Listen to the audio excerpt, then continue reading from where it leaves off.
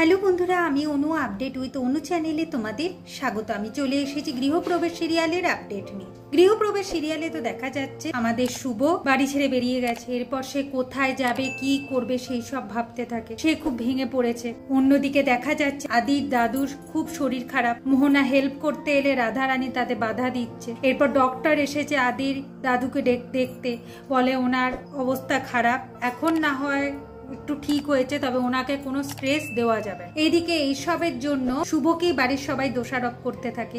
আদি বলে শুভর কোনো দোষ নেই, যা দোষ করার আমি করেছি, আমাকে বলো।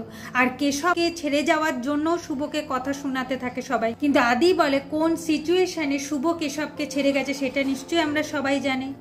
আর আমার সব দোষ, যা বলার আমাকে বলো। ও প্রেগনেন্ট অবস্থায় বাড়ি ছেড়ে বেরিয়ে গেছে, তাই ও কোথায় গেছে সেটা তো জানতে হবে। বারবার করে আদি শুভকে ফোন করতে থাকে, শুভ আর ফোন রিসিভ করে না। এরপর শুভ ভাবে যে আমাকে তো একটা ওষুধ খেতে হবে, তো তার জন্য তো খাবার জোগাড় করতে হবে। আমার কাছে তো পয়সাও নেই, আমি কিভাবে খাবার জোগাড় করব? আমার পেটের সন্তানকে আমি কি খাবার দেব?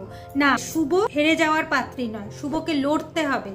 যে করেই হোক আমার সন্তানের জন্য আমাকে খাবার জোগাড় করতেই হবে। তারপর দেখে যে কিছু মানুষ রাস্তায় গান শুনিয়ে টাকা জোগাড় করে। শুভ গোপাল ঠাকুরকে বের করে গান গায়, আর গান গাইতে গাইতে আদির সাথে কাটানো সময়ের কথা মনে করতে থাকে। এরপর দেখা যায় যে তাতে কিছু পয়সা উপার্জন হয়ে, সেইটা দিয়ে সে একটা বার্গার কিনে খায় আর তারপর ওষুধ। আর ভাবছে যে মোহনা যে কথাগুলো আমাকে বললো সেগুলো আমাকে খুব ভাবাচ্ছে। আচ্ছা, মোহনা কোনোভাবে আদিকে ফাঁসাচ্ছে না? এতে তো আদিরও ক্ষতি, পরিবারেরও ক্ষতি। আদি আমার সাথে যা করুক সেটা না হয় পরে বুঝে নেব, কিন্তু পরিবারকে তো বাঁচাতে হবে।